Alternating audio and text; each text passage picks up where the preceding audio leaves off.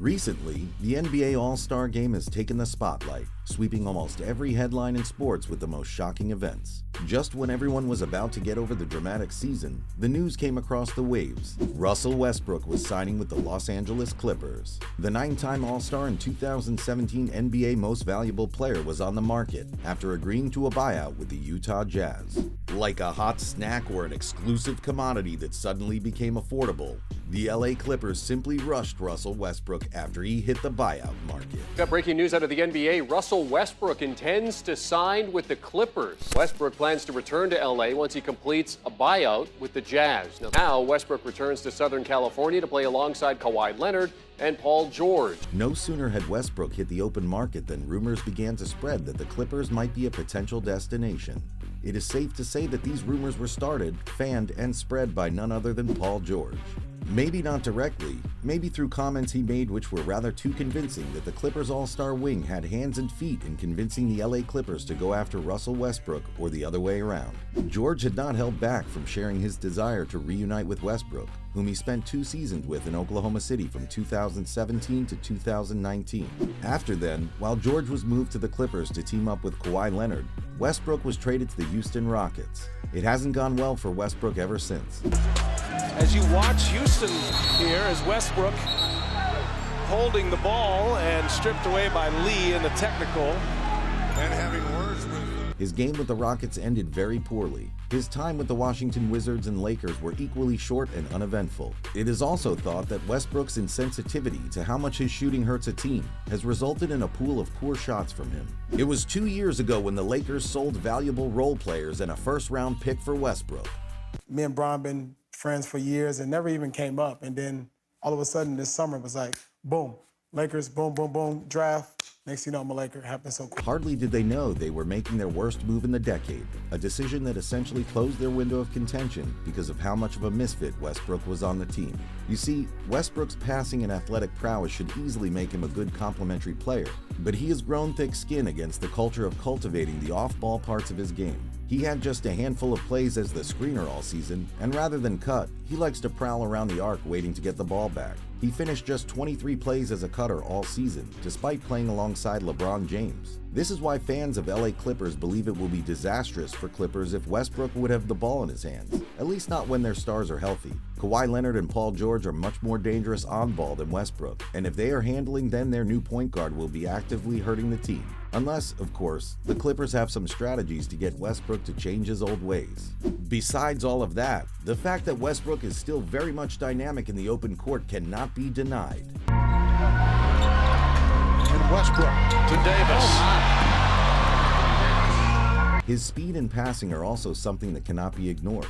Westbrook has proven to be hard to handle on drives, and he puts legitimate pressure on the rim.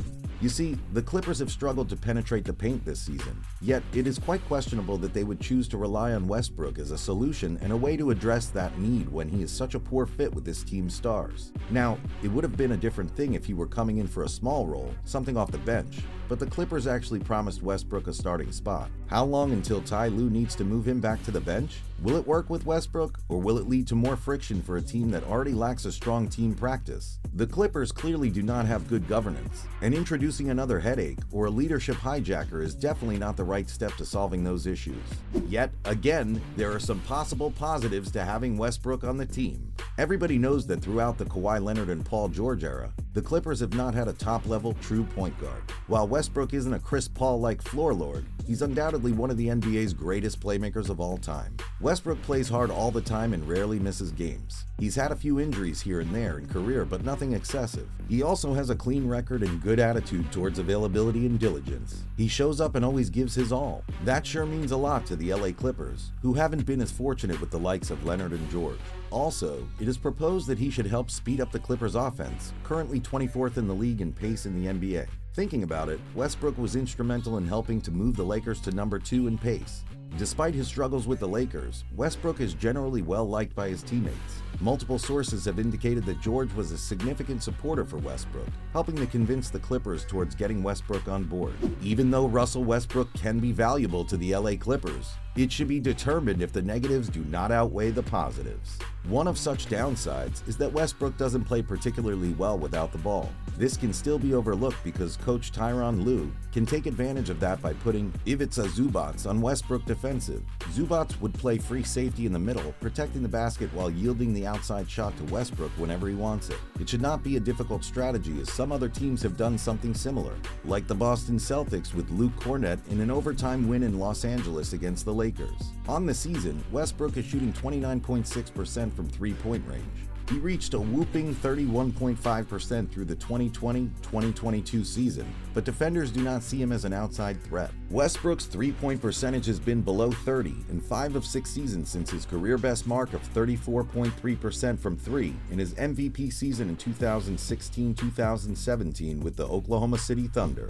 The downsides of Westbrook playing fast are that he tends to be turnover-prone and makes rash decisions in critical moments. That has been the main issue with Westbrook since he hit the league in 2008. Russell Westbrook has questionable flaws which were clearly seen with the Lakers. These flaws aren't going to disappear on the Clippers. How is he different from John Wall, who was somewhat of a similar player and was recently dumped by the Clippers to the Houston Rockets in a trade? Others suggest the minutes might be better served going to other guards on the team such as Norman Powell, Terrence Mann, and newcomers Eric Gordon and Bones Highland. One source questioned Westbrook's effectiveness defensively. Finally, Westbrook isn't an easy interview. He tends to come across as irritable and often unhelpful. That may have contributed to some of the negative perceptions about him. The Lakers' experiment was a disaster, and Westbrook's fit was a big part of that. That said, it is still right that a player's value shouldn't be measured by how friendly he is in a press conference. Now, something interesting happened recently. Russell Westbrook had his debut game with the LA Clippers. You might have missed it since it wasn't nationally televised, but the Los Angeles Clippers and Sacramento Kings engaged in one of the most entertaining games and high-scoring ever on Friday night. The Clippers held a lead almost throughout the night. For a while, it seemed that they were taking victory home. However, the upstart Kings were able to mount a late comeback with 5 extra minutes and 2 overtimes. In all of this, where was the new man? Coach Lue shocked the whole world when Westbrook was made to start the game for LA.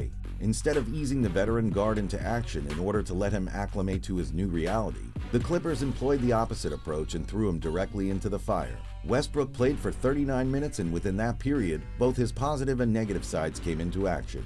His ability to attack in transition and collapse a defense opened up a big window for LA's shooters. He was also pretty efficient from the field, as he connected on 7 of his 13 attempts. But he also turned the ball over 7 times and found himself lost on defense on a couple of occasions. If he can work on those areas, then there's some reason for optimism for Clippers fans. Westbrook is far from a perfect player, but the Clippers could prove to be a solid fit for the former MVP. And that's it on today's video. We would love to know what you think about LA Clippers' new adventure with Westbrook. Also, don't forget to like this video and subscribe to our channel for more. Until next time, see you in the comments.